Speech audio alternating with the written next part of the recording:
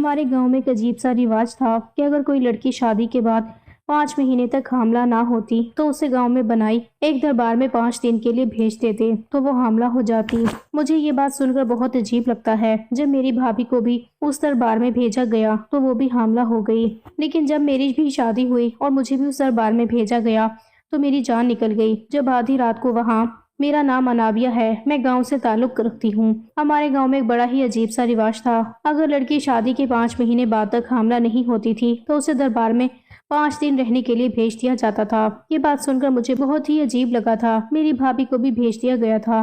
اس کے بعد وہ حاملہ ہو گئی تھی۔ ایک دن میں نے اپنے بھابھی سے یہ راز پوچھا تو بھابھی کے چہرے کے تاثرات بدل گئے تھے، بلکہ ان کے تو چہرے کا رنگ ہی اڑ گیا تھا۔ وہ روتے ہوئے کہنے لگی، تم ابھی چھوٹی ہو، اسی لیے ان باتوں پر زیادہ دھیان مت دو، اور روتے ہوئے بتانے لگی کہ اللہ کسی لڑکی پر ایسا ظلم نہ کرے جیسا ہمارے گاؤں کی لڑکیوں پر کیا جاتا ہے۔ میں بھابھی کی بات سنتے ہی ڈر گئی تھی، لیکن جب 2 سال بعد میری شادی ہوئی تو مجھے بھی اسی دربار پر بھیج دیا گیا تھا۔ لیکن جو بات مجھے پتا چلی اس کے بعد تو میرے پیروں تلے سے زمین نکل گئی تھی۔ میرا نام انابیہ ہے، میں اپنی فیملی میں سب سے چھوٹی تھی، اسی لیے میرے گھر کے سبھی لوگ مجھ سے بہت پیار اور لاڈ کیا کرتے تھے۔ مجھ سے بڑے میرے 3 بھائی اور ایک بہن تھی۔ میرے والد کی ایک دکان تھی، وہ سلائی کا کام کرتے تھے۔ ہم گاؤں میں رہتے تھے۔ میرے والد درزی تھے۔ جیسے جیسے میں جوان ہوتی گئی مجھے پتا چلا کہ ہمارے گاؤں کے کچھ رواج بہت عجیب سے ہیں جن کو لوگ مانتے بھی ہیں اور ان پر دھیان بھی دیا جاتا ہے۔ ہمارے گاؤں میں لڑکیوں کو پڑھانے لکھانے کا کوئی رواج نہیں تھا، بلکہ ان کا جنم ہوتے ہی ان کا جہیز اکٹھا کرنا شروع کر دیا جاتا تھا اور ان کی شادی کے بارے میں پہلے ہی سوچ لیا جاتا تھا۔ جیسے ہی لڑکی جوانی کی دہلیز تک پہنچتی تھی تو اس کی شادی بھی کر دی جاتی تھی، اور شادی بھی اپنے ہی گاؤں میں کی جاتی تھی۔ آج تک کبھی ایسا نہیں ہوا کہ کسی بھی لڑکی کی شادی ہمارے گاؤں سے باہر کی گئی ہو۔ اگر لڑکی ہمارے گاؤں کی ہوتی تو اس کی شادی ہمارے گاؤں کے ہی لڑکے کے ساتھ کی جاتی تھی۔ مجھے یاد ہے جب میں 10 سال کی تھی تب گاؤں میں ایک ہنگامہ ہوا تھا۔ گاؤں میں ایک لڑکی نے دوسرے گاؤں کے لڑکے سے شادی کرنے کی بات کہی تھی، لیکن اس لڑکی کی بات پر کوئی بھی راضی نہیں ہوا تھا۔ لڑکا بھی لڑکی کے والدین کے آگے بری طرح سے گڑ گڑا رہا تھا، یہاں تک کہ اس نے اپنے والدین کو رشتہ لے کر بھی ہمارے گاؤں میں بھیج دیا تھا، اور وہ لڑکا کہتا تھا کہ میں اس سے محبت کرتا ہوں، میری شادی اس لڑکی کے ساتھ کر دو۔ مگر گاؤں کے سرپنچ نے ہاتھ اٹھا کر منع کر دیا تھا، اگر وہاں ہو گئی تو پورا گاؤں مصیبت میں آ جائے گا۔ لڑکا کافی سمجھانے پر بھی نہیں سمجھ رہا تھا۔ پھر اس کے گھر والوں نے لڑکے کو اپنے گھر کے کمرے میں ہی بند کر دیا تھا اور اس کو قید کر دیا تھا۔ وہ لڑکا کافی دنوں تک اپنے گھر سے باہر نہیں نکلا تھا۔ کچھ دنوں بعد پتا چلا کہ لڑکی نے اپنے کمرے میں ہی پنکھے سے لٹک کر پھانسی لگا لی۔ میں اس ٹائم چھوٹی تھی، اسی لیے ان باتوں کو اتنی گہرائی سے نہیں جانتی تھی اور نہ ہی اپنے گاؤں کے رسم و رواج کے بارے میں کچھ آگاہ تھی۔ میں بس 5 تک ہی پڑھی ہوئی تھی اور مجھے آگے پڑھنے کا بہت شوق تھا، مگر میرے والد جی نے منع کر دیا۔ میں 5 کلاس تک بھی بڑی ضد سے پڑھی تھی۔ میرے خاندان والے تو میرے اسکول میں ہی داخلہ نہیں کرانا چاہتے تھے۔ میں آگے پڑھنے کی اور ضد کرتی تو میرے بابا کہتے کہ بس یہیں تک بہت ہے، ہمارے گاؤں میں یہ سب نہیں چلتا۔ میں بہت روئی تھی اور بہت تڑپتی تھی، مگر میرے والد پر کوئی اثر نہیں پڑا۔ مجھے میری ایک دوست نے کہا کہ سب گاؤں والے ہمارے گاؤں کے مشہور بابا کو بہت مانتے ہیں، تم بابا کے پاس جا کر ان سے سفارش کرواؤ گی تو تمہارے والد ضرور مان جائیں گے۔ ایسے ہی ایک دن میرے سب گھر والے کہیں پر گئے ہوئے تھے اور میں نے آج سے پہلے کبھی بابا کو نہیں دیکھا تھا، بس اتنا جانتی تھی کہ وہی پورے گاؤں اور گاؤں کے لوگوں پر اپنا راج چلاتے ہیں اور سب لوگ ان کی ہی بات کو مانتے ہیں۔ مجھے امید تھی کہ وہ میری سفارش میرے والد سے بات کریں گے تو مجھے آگے پڑھنے کی بھی اجازت مل جائے گی۔ راستے میں ایک چھوٹا سا گھر آتا تھا۔ جیسے ہی میں اس گھر کے آگے سے گزری تو گھر کی کھڑکی سے ایک لڑکی جھانک رہی تھی۔ اس نے مجھے کھڑکی سے ہی آواز لگائی اور اس نے مجھے اپنے گھر کے اندر بلا لیا۔ وہ مجھ سے پوچھنے لگی کہ اتنی کڑی دھوپ میں تم کہاں جا رہی ہو؟ تو میں نے اسے ساری بات بتائی اور کہا کہ میں بابا کے پاس جا رہی ہوں۔ کچھ دیر سوچنے کے بعد اس نے مجھ سے کہا کہ تمہیں پڑھنے کا بہت شوق ہے تو میں تمہیں پڑھاؤں گی، لیکن اس بارے میں کسی کو پتہ نہیں چلنا چاہیے کہ تم مجھ سے پڑھتی ہو۔ ان کی یہ بات سن کر میں بہت خوش ہو گئی تھی کیونکہ مجھے پڑھنے کے لیے ٹیچر مل گئی تھی۔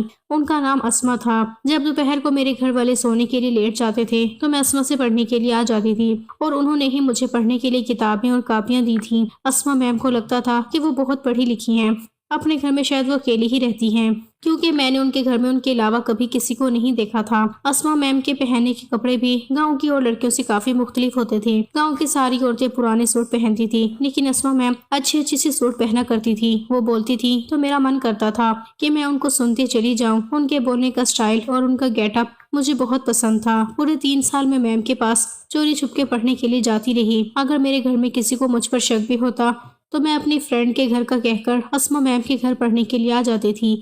اسما میم نے میرا امتحان بھی دلوا دیے تھے، میرا ہائی اسکول مکمل ہو چکا تھا۔ اسما میم نے مجھے خود ہی اسکول لے جا کر میرے پیپرز بھی دلوائے تھے۔ میری ماں کو اور میری بہن کو اس بارے میں پتا تھا، میری وجہ سے وہ خاموش رہیں، انہوں نے اس بارے میں گھر پر کسی کو بھی کچھ نہیں بتایا تھا۔ میں نے ہائی اسکول پاس کر لیا تو میری ماں نے مجھ سے کہا کہ اب تم بہت بڑی ہو گئی ہو، کہ تمہارے والد اور دونوں بھائیوں نے تمہارے گھر سے باہر نکلنے پر پابندی لگا دی ہے۔ ویسے بھی اب تمہارے بھیا کی شادی ہونے والی ہے، اسی لیے تم اپنے بھیا کی شادی کی تیاری کرو۔ میں نے اپنی ماں سے کہا، ماں میں چاہتی ہوں بھیا کی شادی میں اسما میم بھی آئیں۔ یہ بات سن کر میری ماں اچانک ہی گھبرا گئی اور کہنے لگی، خبردار کسی کو بتانا بھی مت کہ تم اس اسما کو جانتی ہو، اس گاؤں کے سبھی لوگوں نے اس کے ساتھ رشتہ ختم کر رکھا ہے۔ میں یہ سن کر حیران رہ گئی اور کہنے لگی، مگر ایسا کیوں؟ ماں کہنے لگی، کیونکہ ایک دن اس نے بابا کے ساتھ بہت بدتمیزی کی تھی۔ یہ بابا وہی تھا جس کو گاؤں کے بہت سارے لوگ عزت دیا کرتے تھے، بابا کو ہی گاؤں کا سرپنچ بھی بنا دیا گیا تھا۔ اس دن مجھے پہلی بار اپنے گاؤں کی عجیب و غریب رسم و رواج کے بارے میں پتا چلا تھا کہ جو لڑکی شادی کے 5 مہینے بعد تک حاملہ نہیں ہوتی، اسے بابا کے دربار 5 دن رہنے کے لیے بھیج دیا جاتا ہے، جہاں پر اس کا علاج کیا جاتا ہے اور پھر وہ حاملہ ہو جاتی ہے۔ اسما میم باقی لڑکیوں سے کافی مختلف تھی، وہ پڑھی لکھی بھی تھی، اسی لیے شادی کے بعد جب وہ حاملہ نہیں ہوئی تو انہوں نے بابا کے پاس جانے سے انکار کر دیا تھا، جس کے نتیجے میں ان کے سارے خاندان والوں نے اور ان کے سسرال والوں نے ان سے سارے تعلق ختم کر دیے تھے اور ان کو اس گھر میں بند کر دیا تھا۔ یہ سب مجھے پہلی بار پتا چلا تھا اور یہ رواج سن کر بڑا ہی عجیب لگا تھا۔ فی الحال میرے بڑے بھیا کی شادی اور میری بہن کی شادی ایک ہی دن ہو گئی تھی۔ شادی ہونے کے بعد میری بہن اپنے سسرال چلی گئی اور بھابھی ہمارے گھر پر آ گئی تھی۔ وہ ہمارے گاؤں میں ہی رہتی تھی، اسی لیے میں بھابھی کو پہلے سے ہی جانتی تھی۔ بھابھی کے گھر آنے سے میں بہت خوش تھی، کیونکہ میری بہن کی بھی رخصتی ہو گئی تھی، اس لیے میں خود کو بہت اکیلا محسوس کرتی تھی۔ مگر بھابھی گھر میں آتے ہی میری دوست بن گئی تھی، ان کے ساتھ میری بہت اچھی بات چیت ہونی شروع ہو گئی تھی۔ میری بھابھی بہت اچھی اور سمجھدار تھی، وہ سارا دن عبادت میں ہی گزار دیا کرتی تھی۔ میں ان سے پوچھتی تو وہ کہتی، یہ دعا کرو اللہ مجھے جلد سے جلد اولاد دے دے، اگر میں 5 مہینے تک حاملہ نہیں ہوئی تو مجھے بابا کے پاس جانا ہوگا۔ میرے بڑے بھیا اور میری بہن کی شادی ایک ہی دن ہوئی تھی اور شادی کے تیسرے مہینے ہی میری بہن حاملہ ہو گئی تھی، مگر میری بھابھی کی گود ابھی تک سونی تھی۔ میں نے اپنی بھابھی کو سمجھایا اور کہا کہ آپ اداس کیوں ہو رہی ہو، آپ اس بارے میں بھیا سے کہو، ہو سکتا ہے وہ آپ کا علاج کسی اچھے ڈاکٹر سے کروا دے، اس کے بعد آپ حاملہ بھی ہو جاؤ۔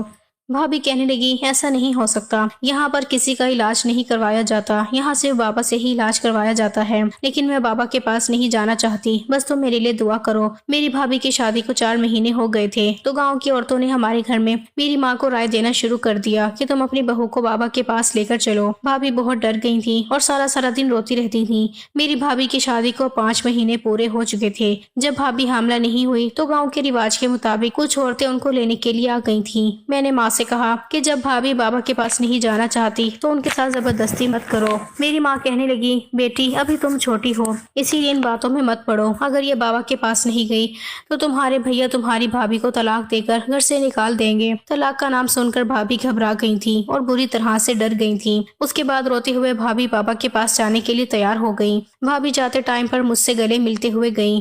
مجھے یہ جان کر بڑی حیرانی اور پریشانی ہو رہی تھی کہ صرف 5 دن کی ہی تو بات ہے، نہ جانے بھابھی اتنا کیوں ڈر رہی ہیں۔ مجھے ویسے بھی یقین نہیں تھا کہ کسی بابا کے علاج سے کسی کے یہاں پر بچہ بھی پیدا ہو سکتا ہے۔ میں نے اگر اسما میم سے تعلیم حاصل نہ کی ہوتی تو شاید میں بھی ان بے تکی باتوں کا شکار ہو گئی ہوتی۔ اسما میم کی دی ہوئی تعلیم مجھے اچھی طرح سے یاد تھی کہ اولاد دینا اور نہ دینا صرف اللہ کے ہاتھ میں ہے، تو پھر یہ بابا کیا کرتا تھا۔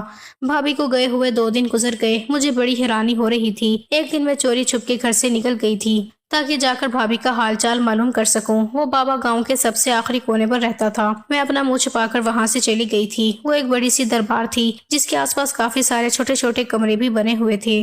ان کمروں میں کافی ساری عورتیں موجود تھیں۔ میں ہر کمرے کی کھلی ہوئی کھڑکی کے پاس جا کر بھابھی کو ڈھونڈ رہی تھی۔ آخر 3-4 کے بعد ایک کمرہ آیا تھا جس کی کھڑکی کھلی ہوئی تھی، وہیں سے مجھے بھابھی نظر آ گئی تھی۔ وہ زمین پر بیٹھی ہوئی تھی۔ میں نے ان کو آواز دی تو بھابھی مجھے دیکھ کر چونک گئی تھی اور کہنے لگی کہ تم یہاں پر کیوں آئی ہو، جاؤ یہاں سے، میں 3 دن کے بعد خود آ جاؤں گی۔ میں نے کچھ پوچھنا چاہا تو بھابھی نے ہاتھ جوڑ لیے، ان کی آنکھوں میں آنسو تھے اور کہنے لگی، تمہیں اللہ کا واسطہ ہے پلیز یہاں سے چلی جاؤ۔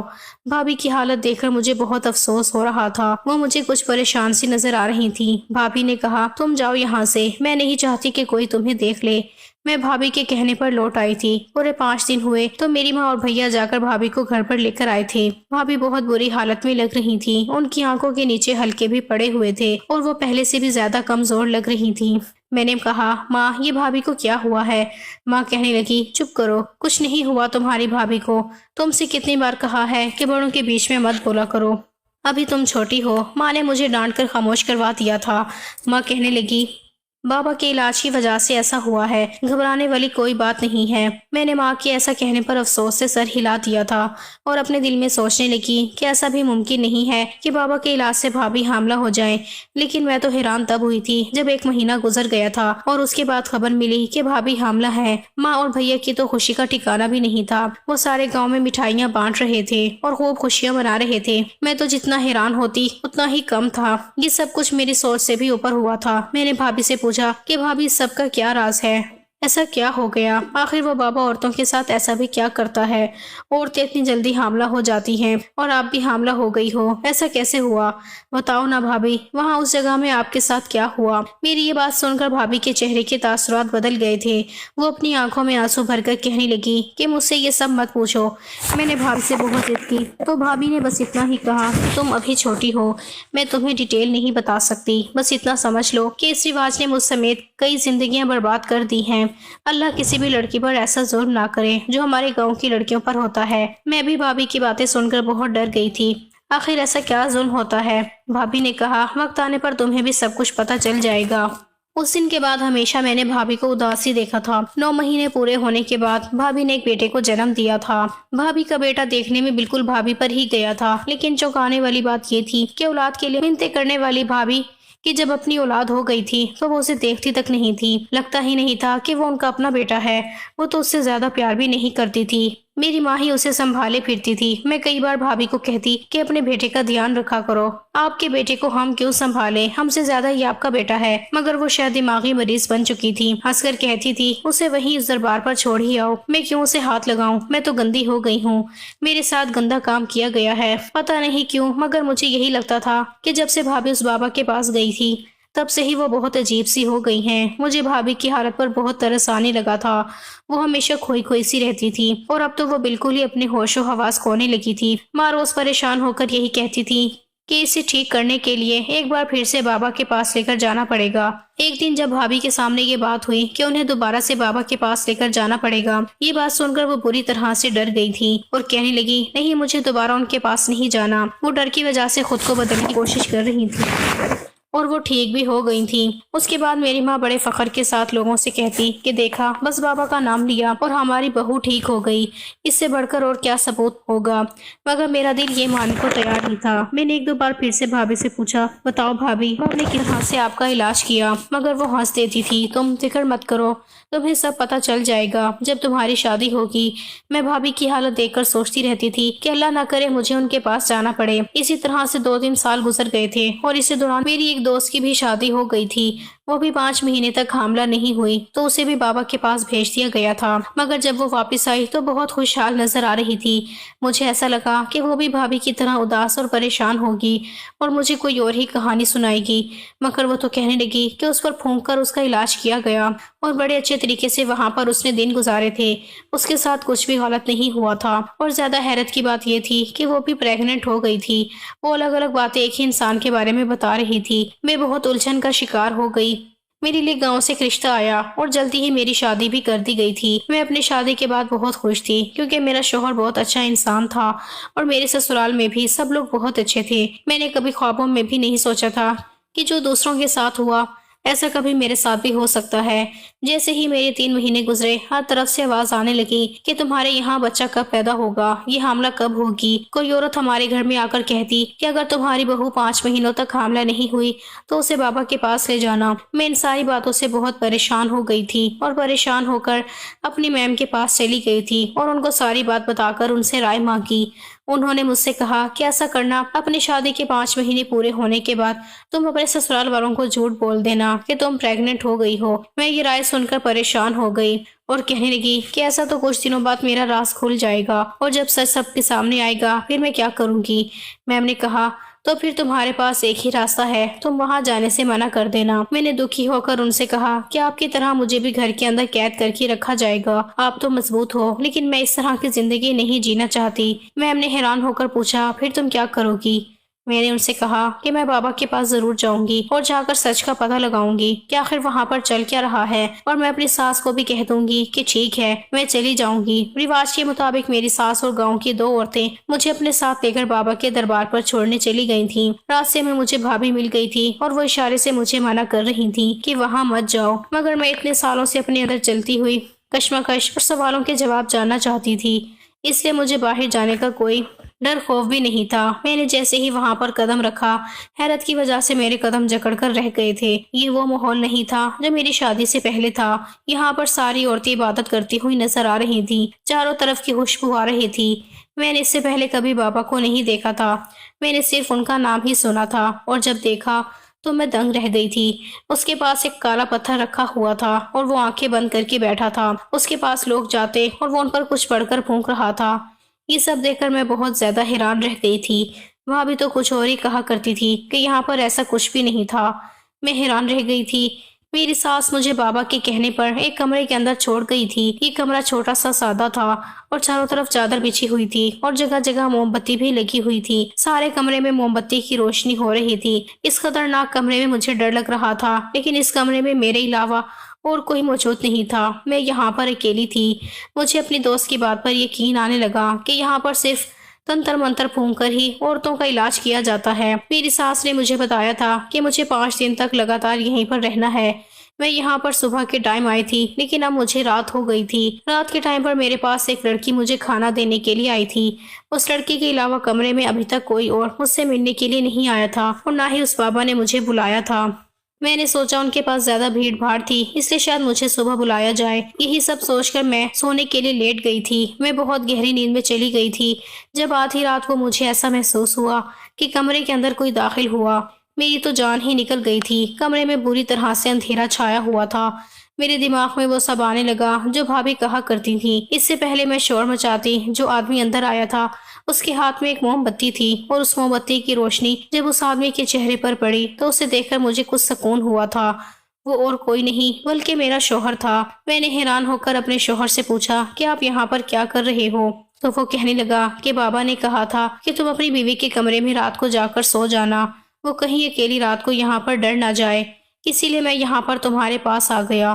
مجھے یہ سب سن کر بڑی تسلی ہوئی تھی کہ وہ بابا ایسا نہیں ہے جیسا میں نے اس کے بارے میں سوچا تھا۔ اگلے دن بابا نے مجھے اور میرے شوہر کو صبح صبح اپنے پاس بلایا اور ہم دونوں پر کچھ پڑھ کر پھونک دیا، اور اس کے بعد میرے شوہر کام پر چلے گئے۔ پھر رات ہوئی تو پھر سے میرا شوہر میرے پاس آ گیا تھا۔ میں وہاں کا سارا ماحول دیکھ کر بہت امپریس ہوئی تھی، لیکن بس ایک بات مجھے سمجھ نہیں آئی تھی کہ میرے شوہر نے اتنے ڈھیر سارے پیسے اس بابا کو کیوں دیے؟ کہیں اس کی فیس تھی یا کچھ اور؟ تو میرا شوہر کہنے لگا کہ ارے پاگل، بابا ہمارے لیے کتنا کچھ کر رہے ہیں، ان کی کوئی فیس نہیں ہے، لیکن یہ میں نے اپنی خوشی سے ان کو دے دیے۔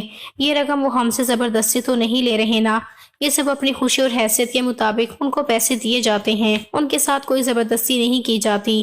بابا جی اتنے اچھے ہیں، تبھی تو سارے گاؤں میں بابا کا نام چلتا ہے۔ بابا کے پاس 5 دن تک میرا علاج چلتا رہا تھا۔ مجھے وہاں پر پینے کے لیے کچھ دوائیاں بھی دی جاتی تھی۔ بابا مجھ پر کچھ پھونکنے بھی آتے تھے، لیکن وہ مجھے نظر اٹھا کر تک دیکھتی نہیں تھے۔ بھابھی کی ساری باتیں جھوٹ نکلی تھی۔ وہ تو ایسے روتی تھی جیسے یہاں پر لڑکیوں کے ساتھ بہت ظلم کیا جا رہا ہو، جبکہ میں نے دیکھا تھا کہ یہاں پر ایسا کچھ بھی نہیں تھا۔ میں پورے 5 دن وہاں پر رہ کر آ گئی تھی۔ میری ساس اور شوہر کو پکا یقین تھا کہ میں بہت جلد ان کو حاملہ ہونے کی خبر سنا دوں گی، مگر 2 سے 3 مہینے گزر چکے تھے، لیکن ابھی تک میں حاملہ نہیں ہوئی تھی۔ میری ساس اور باقی لوگ طرح طرح کی باتیں کرنے لگے تھے کہ لگتا ہے کہ ان میاں بیوی کے گناہ کچھ زیادہ ہی ہیں، جو بابا کے علاج کے باوجود بھی یہ دونوں ماں باپ نہیں بن پا رہے۔ میں بہت پریشان تھی اور اسی پریشانی میں اپنے والدین کے گھر چلی گئی تھی۔ وہاں پر بھابھی بھی موجود تھی اور اپنے بیٹے کو کھانا کھلا رہی تھی۔ بھابھی مجھے دیکھ کر کہنے لگی، کیا ہوا؟ وہاں جا کر تم نے اپنا شوق پورا کر لیا؟ میں نے تمہیں منع کیا تھا نا کہ تم وہاں پر مت جاؤ، لیکن تم نے میری ایک نہیں سنی۔ میں تو پہلے سے ہی بہت پریشان تھی۔ بھابھی کی باتیں سن کر مجھے اور بھی زیادہ غصہ آ گیا تھا۔ میں نے بھابھی سے غصے میں کہا کہ آپ نے مجھ سے جھوٹ کیوں بولا؟ وہاں پر تو کچھ بھی ایسا ویسا نہیں کیا جاتا جس کو بتا بتا کر آپ اتنا رو رہی ہو۔ وہ بابا تو بہت شریف انسان ہے اور وہاں کے لوگوں کا علاج بھی بہت ایمانداری سے کرتا ہے۔ میری بات سن کر بھابھی ہنسنے لگی اور کہنے لگی تو پھر تم اب تک پریگننٹ کیوں نہیں ہوئی اور باقی کی لڑکیاں وہاں جانے کے بعد کیوں پریگننٹ ہو گئی؟ میں کیسے پریگننٹ ہو گئی؟ میرے پاس تو ایک بیٹا بھی ہے۔ میں بھی تو بابا کے پاس ہی گئی تھی نا۔ میرے پاس بھابھی کے سوال کا کوئی جواب نہیں تھا، اسی لیے میں چپ رہی۔ بھابھی مجھ سے کہنے لگی تمہیں ڈاکٹر کے پاس جانا چاہیے۔ میں نے کہا بھابھی آپ کو تو پتا ہے کہ ہمارے گاؤں میں ڈاکٹر کے پاس نہیں بلکہ اسی بابا کے پاس ہی جاتے ہیں۔ میں نے آپ کی ہی باتوں پر یقین کیا تھا اور وہاں پر چلی گئی تھی تاکہ وہاں پر کچھ ایسا ویسا ہو جائے تو میں اس کا سارا سچ گاؤں والوں کے سامنے لا سکوں، لیکن مجھے تو وہاں کچھ گڑبڑ نظر نہیں آئی۔ بھابھی کہنے لگی اب تم دیکھنا، روز تمہارے گھر 2 عورتیں آئیں گی اور جو تم سے کہیں گی کہ اپنے بچے کے لیے دوبارہ بابا کے پاس چلی جاؤ، تم نہیں بھی جانا چاہو گی تو پھر بھی یہ سارے گاؤں والے تمہیں دوبارہ وہاں بھیجنے پر مجبور کریں گے، اور اس بار تمہارا شوہر بھی تمہارے ساتھ کھڑا نہیں ہوگا۔ تمہیں اگر میری بات پر یقین نہیں آتا تو تم میری ساری باتیں لکھ کر رکھ لو۔ میں بھابھی کی باتیں سن کر بہت ڈر گئی تھی اور اپنے گھر مطلب اپنے سسرال واپس آ گئی تھی، لیکن اب کی بار تو وہی ہوا تھا۔ روز الگ الگ طرح کی 2 عورتیں ہمارے گھر پر آ جاتی تھیں اور میری ساس سے وہی سب کچھ کہتی جو مجھے بھابھی نے بتایا تھا۔ وہ کہتی کہ بہو کو دوبارہ سے بابا کے پاس لے کر جاؤ، اس کے گناہوں کا کفارہ ادا کرواؤ، تبھی جا کر تم دادی بنو گی۔ روز ہمارے گھر میں کوئی نہ کوئی نئی عورت آتی اور میری ساس کو پٹیاں پڑھاتی تھی۔ وہی سب کچھ چل رہا تھا جس کے بارے میں بھابھی مجھے پہلے ہی بتا چکی تھی۔ میں ان ساری عورتوں سے بہت زیادہ تنگ آ چکی تھی کیونکہ میری ساس کے تیور بھی بدلنے لگے تھے اور مجھے ان کے تیور سے ڈر لگنے لگا تھا۔ اس لیے ایک دن میں نے اپنے شوہر سے کہا کہ چلو دوبارہ بابا کے پاس چلتے ہیں۔ اب تک بھابھی کی کہی گئی ساری باتیں سچ ثابت ہوتی چلی آ رہی تھیں۔ میں اور میرے شوہر وہاں پر گئے تو بابا ہم سے کہنے لگے تمہارے شوہر کے گناہ تو بہت کم ہیں لیکن تمہارے گناہ زیادہ ہیں جن کا کم کرنا ہوگا۔ تمہیں اللہ کے آگے رو رو کر اپنے گناہ کی معافی مانگنی ہے، جس کے لیے تمہیں پورے لگاتار 3 دن اور 3 راتوں تک کمرے کے اندر بند ہو کر صرف اور صرف اللہ کے آگے ہی عبادت کرنی ہے۔ میں نے کہا ٹھیک ہے، اس میں میرے شوہر بھی میرا ساتھ دیں گے، لیکن بابا نے کہا نہیں، اس بار تمہارا شوہر تمہارا ساتھ نہیں دے گا اور نہ ہی کمرے میں رکے گا۔ یہ بات سن کر تو میرے ہوش اڑ گئے تھے۔ بھابھی کی کہی گئی ہر بات سچ ثابت تھی، نہ جانے کیا سچ تھا اور کیا جھوٹ تھا۔ وہ جو میں اپنی آنکھوں سے پچھلی بار دیکھ چکی تھی وہ سچ تھا، یا جو میں اب دیکھ رہی تھی وہ سچ تھا۔ میں اپنے شوہر کو روکنا چاہتی تھی مگر وہ نہیں رکے اور مجھے چھوڑ کر چلے گئے۔ میرا دل کہہ رہا تھا کہ مجھے یہاں سے بھاگ جانا چاہیے کیونکہ مجھے اپنے ساتھ کچھ غلط ہونے کا اندیشہ نظر آ رہا تھا، لیکن میں اٹھ کر کمرے میں چلی گئی جہاں پر مجھے بابا نے جانے کے لیے کہا تھا۔ میں وہیں پر آ گئی تھی جہاں پر میں پہلی بار بھی نہیں جانا چاہتی تھی، اور ایک بار پھر سے میں اسی کمرے میں آ گئی تھی کیونکہ حالات بھی ایسے ہی ہو گئے تھے، کیونکہ میں نہ چاہتے ہوئے بھی بھابھی کے کہنے پر یہاں پر آ گئی تھی اور پھر مجھے سچ کا بھی تو پتہ لگانا تھا۔ تھوڑی ہی دیر گزری تھی کہ بابا بھی کمرے میں آ گیا تھا۔ میں نے کہا آپ یہاں پر کیا کرنے آئے ہیں؟ بابا نے میرے قریب آتے ہوئے کہا کہ میں تمہارے بارے میں سب جانتا ہوں۔ میں ڈر کر پیچھے ہٹ گئی اور پوچھنے لگی تو آپ میری مدد کریں گے؟ بابا کہنے لگا ہاں میں تمہاری مدد ضرور کروں گا، بلکہ میں تمہاری مدد کرنے کے لیے ہی تو یہاں پر آیا ہوں۔ تم ضرور ماں بنو گی اور اپنے بچے کو اپنے ہاتھ میں کھلا سکو گی، لیکن اس کے لیے ایک شرط ہوگی، میں تم سے جیسا کہوں گا تمہیں ویسا ہی کرنا پڑے گا۔ بابا نے جو شرط مجھے بتائی اسے سن کر تو میرے قدموں تلے سے زمین ہی نکل گئی تھی۔ بھابھی نے سچ ہی کہا تھا کہ یہ وہ نہیں بلکہ ایک بہت بڑا درندہ تھا، انسان کے روپ میں ایک چھپا ہوا بھیڑیا تھا جو لوگوں کے ساتھ غلط کام کر رہا تھا۔ اس نے مجھے غلط کام کرنے کے لیے کہا تھا۔ میں نے جب انکار کیا تو وہ کہنے لگا اس طرح سے تو تم کبھی بھی ماں نہیں بن سکتی، روز لوگ تمہارے گھر جا کر تمہیں بے عزت کریں گے اور تم سے سوال جواب کریں گے تو تم انہیں کیا جواب دو گی؟ اس نے مجھے اتنے برے طریقے سے ایموشنل بلیک میل کیا تھا کہ میرے پاس اور کوئی بھی چارہ نہیں بچا تھا کہ میں اس کی بات ماننے کے بارے میں سوچوں۔ وہ خطرناک ہنسنے لگا تھا۔ میں اب سب کچھ سمجھ چکی تھی۔ میں نے پوچھا یقیناً تمہارے پاس جو عورتیں آتی ہوں گی تم ان کے ساتھ بھی یہی سب کچھ کرتے ہوگے اور اسے اسی طرح سے بلیک میل کرتے ہوگے، اس لیے وہ بیچاری چپ ہو جاتی ہوں گی اور اپنی عزت اور شادی بچانے کی خاطر اس غلط کام کے لیے تیار ہو جاتی ہوں گی۔ وہ بابا کہنے لگا ایسا ہی ہے، جو لڑکی میرے پاس آتی ہے وہ زیادہ ہی بے بس اور لاچار ہوتی ہیں، زمانے اور سسرال کی ستائی ہوئی ہوتی ہیں۔ اگر ان کے یہاں پر بچہ پیدا نہ ہو تو ان کو طلاق ہو جائے گا، اسی ڈر سے وہ میرے پاس آتی ہیں اور میرے بچوں کی ماں بن کر اپنی شادی شدہ زندگی بچا لیتی ہیں۔ میری مانو تو تمہیں بھی اپنی شادی شدہ زندگی بچانے کے لیے ایسا ہی کرنا چاہیے۔ میں نے کہا تمہیں شرم نہیں آتی معصوم گاؤں والوں کو دھوکہ دیتے ہوئے؟ یہ رسم کے نام پر تم نے بہت سی عورتوں کے ساتھ غلط کام کیا ہے، ان کی عزت کے ساتھ کھلواڑ کیا ہے۔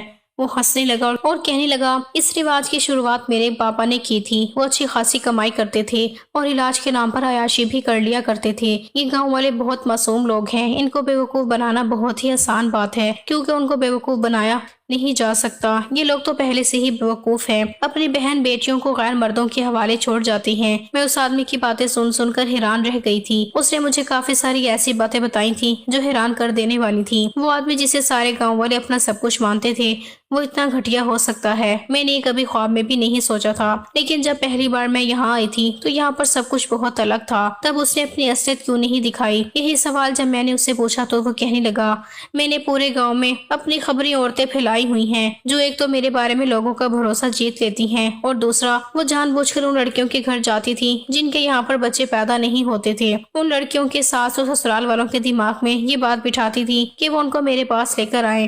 انہی عورتوں کی خبر سے مجھے پتا چلا کہ تم اس نیت سے میرے پاس آ رہی ہو تاکہ تم میری اصلیت کے بارے میں جان سکو، اس لیے میں نے اپنا روپ بدل لیا اور اپنی کوٹری کے حلیے کو بھی بالکل بدل دیا تھا۔ میں نہیں چاہتا تھا کہ تم مجھ پر کسی طرح کا بھی شک کرو، اس لیے میں نے تمہیں شک کرنے کا موقع ہی نہیں دیا۔ میں نے ہی ان عورتوں کو دوبارہ تمہارے گھر بھیجا تاکہ وہ تانے دے کر تمہیں اتنا مجبور کر دیں کہ تم دوبارہ یہاں پر آنے پر خود مجبور ہو جاؤ، اور وہی ہوا۔ آخرکار تمہیں اولاد کے لیے یہاں پر دوبارہ آنا ہی پڑا۔ ابھی اگر تم نہ آتی تو تم نہیں جانتی تمہارے ساتھ کتنا برا ہوتا، تمہاری ساس تمہیں طلاق دلوا دیتی۔ میں نے سوچتے ہوئے کہا اگر میں تمہاری اصلیت سارے گاؤں والوں کو بتا دوں تو وہ بابا کہنے لگا تم ایسا کرو گی تو بہت برا پچھتاؤ گی کیونکہ کوئی بھی تمہاری بات کا یقین نہیں کرے گا۔ تمہیں یاد نہیں کہ تم شاید ان گاؤں والوں کے سامنے میری تعریف کر چکی ہو۔ یہ بات تو وہ سچ میں بالکل ٹھیک کہہ رہا تھا، ایسا ہی تھا۔ میں تھوڑا آگے بڑھی، وہ بہت خوش ہوا۔ میں نے اس کی شرط مان لی، مگر میں اس سے تھوڑا اور آگے بڑھی اور کمرے کے پردوں کو جھٹ سے ہٹا دیا۔ پردے کے پیچھے سے گاؤں والے باہر آ گئے تھے۔ اس کے بعد بابا کے چہرے کا رنگ اڑ گیا تھا۔ اسے امید نہیں تھی کہ بازی اس طرح سے بھی پلٹی جا سکتی ہے اور میں سبھی کچھ کر سکتی تھی۔ ایسا اس نے خواب میں بھی نہیں سوچا تھا۔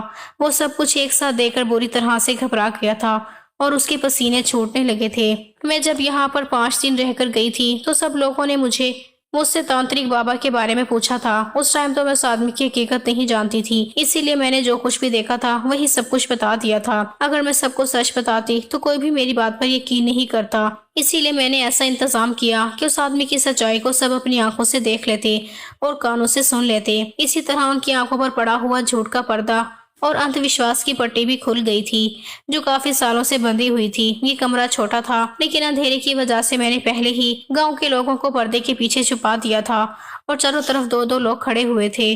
گاؤں کے کچھ 2-3 جوان آدمی تھے اور 1-2 بوڑھے بھی تھے اور 2-3 عورتیں بھی موجود تھی۔ میں ان سب لوگوں کو بڑی مشکل سے یہاں پر لے کر آئی تھی۔ میں نے ان لوگوں سے پہلے ہی بات کر لی تھی اور بڑی مشکل سے ان لوگوں کو اپنے ساتھ یہاں لانے کے لیے راضی کیا تھا کیونکہ یہ لوگ تو اپنے بابا کے بارے میں کچھ غلط سننے یا ماننے کو تیار ہی نہیں تھے اور مجھے جھوٹا ثابت کرنے کے لیے یہ لوگ یہاں پر آ گئے تھے۔ میں اگر خود بتاتی تو کوئی میری بات پر یقین نہیں کرتا، اس لیے میں اس آدمی کے منہ سے باتوں ہی باتوں میں ساری سچائی اگلوانا چاہتی تھی۔ میں نے اسے اس ڈھنگ سے بات کی تھی کہ یہ اپنے گناہ خود اپنے منہ سے نکال دے۔ اس آدمی نے اپنے سارے گناہوں کی سچائی اپنے منہ سے کہہ دی تھی اور سارے لوگوں نے سن بھی لی تھی۔ میرا شوہر بھی وہاں موجود تھا۔ میرے شوہر نے آگے بڑھ کر بابا کی پٹائی کرنی شروع کر دی اور باقی سارے مرد بھی اس کے ساتھ مل گئے تھے۔ عورتوں نے بھی ان عورتوں کو پکڑ لیا جو سارے گاؤں میں فساد پھیلاتی تھی۔ میں نے یہ سب کچھ اپنی بھابھی کے کہنے پر کیا تھا اور میں خوش تھی کہ اس جھوٹے اور ڈھونگی بابا کی اصلیت میں نے سارے گاؤں کے سامنے لا کر کھول دی تھی۔ میم نے جب یہ بات سنی تو خوشی سے مجھے گلے لگا لیا تھا اور وہ کہنے لگی جس کام کی ہمت میں ساری زندگی نہیں کر پائی وہ کام تم نے کر دکھایا۔ میری فرینڈ نے میرا بہت شکریہ ادا کیا اور مجھ سے معافی مانگنے لگی کہ اس ٹائم وہ بہت ڈر گئی تھی، اس لیے اس نے مجھے بابا کی اصلیت نہیں بتائی تھی۔ اسے ناٹک کرنا پڑا کیونکہ بابا نے اسے دھمکی دی تھی تو وہ اس بابا کے کہنے کے مطابق مجبور ہو گئی تھی۔ جیسا اسے کہا جا رہا تھا وہ ویسا ہی کر رہی تھی۔ میں نے کہا سب کو اصلی بات پتہ چل گئی لیکن اس سارے کی حقدار میری بھابھی ہیں۔ جنہوں نے مجھے اس کام کے لیے راضی کیا تھا، ہمت اور حوصلہ دیا تھا۔ سارے گاؤں والوں کی عقل ٹھکانے آ چکی تھی اور انہوں نے ٹھان لیا تھا کہ اب کبھی اپنی بیٹیوں اور بہنوں کو کسی غلط آدمی کے حوالے نہیں کریں گے۔ اس دن کے بعد سارے گاؤں کا ماحول ہی بدل کر رہ گیا تھا۔ سارے گاؤں والے سمجھدار ہو گئے تھے اور انہوں نے اپنے گھر کی بیٹیوں کو دینا بھی شروع کر دیا تھا، اور اب گاؤں کے لوگ بھی کافی سمجھدار ہو گئے تھے۔ اور کچھ مہینوں کے بعد میں نے بھی ایک پیارے سے بچے کو جنم دیا تھا۔ بابا کو تو پولیس کے حوالے کر دیا گیا تھا اور اس کو کڑی سے کڑی سزا دلوائی گئی تھی۔ اب گاؤں کے سارے لوگ اور عورتیں خوشی خوشی اپنی زندگی گزار رہے ہیں۔